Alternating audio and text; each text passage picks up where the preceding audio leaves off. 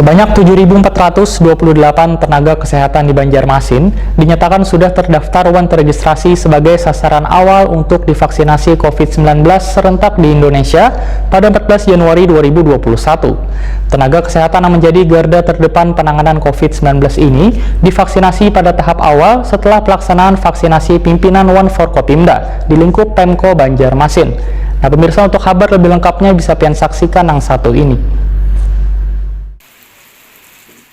Sebanyak 7.428 tenaga kesehatan di Banjarmasin dinyatakan sudah terdaftar dan terregistrasi sebagai sasaran awal untuk divaksinasi COVID-19 serentak di Indonesia pada 14 Januari 2021. Tenaga kesehatan yang menjadi garda terdepan penanganan COVID-19 ini divaksinasi pada tahap awal setelah pelaksanaan vaksinasi pimpinan One Forkopimda di lingkup Pemko Banjarmasin. Kepala Dinas Kesehatan Banjarmasin Dr. Mahli Riyadi SHMH Wahitakuni Primatipi besokan Kamis 14 Januari 2021 medahkan tenaga kesehatan yang sudah didata dan didaftar yaitu tenaga kesehatan dari puskesmas, RSUD hingga klinik dan rumah sakit swasta untuk masuk dalam data Kementerian Kesehatan RI yang menjadi sasaran awal penerima vaksin pada gelombang pertama. Mahli Riyadi menyatakan, di tahap pertama, Banjarmasin hanya mendapat jatah vaksin Sinovac COVID-19 sebanyak 13.480 dosis. Jumlah vaksin ini belum memenuhi kebutuhan vaksinasi untuk tenaga kesehatan dan warga di Banjarmasin, karena tenaga kesehatan yang divaksinasi berjumlah 6.590 dosis, sehingga masih diperlukan beberapa vaksin lagi untuk memenuhi kota tersebut. Menurut Mahli Riyadi, penyuntikan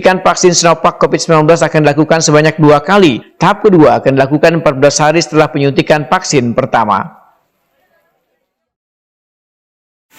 Ya, hari ini kita menggelar seremoni untuk kegiatan vaksinasi, mengawali vaksinasi di Banjarmasin yang langsung dipimpin oleh Bapak Wali Kota untuk suntikan pertama dan Ketua DPRD, dan tentunya ini kita berharap sebagai jaminan kepada masyarakat bahwa vaksinasi ini aman, karena ya kepala daerah sendiri siap untuk vaksin.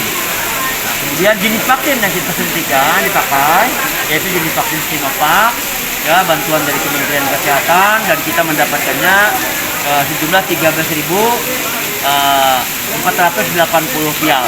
Itu untuk 2 kali penyuntikan pada orang yang sama.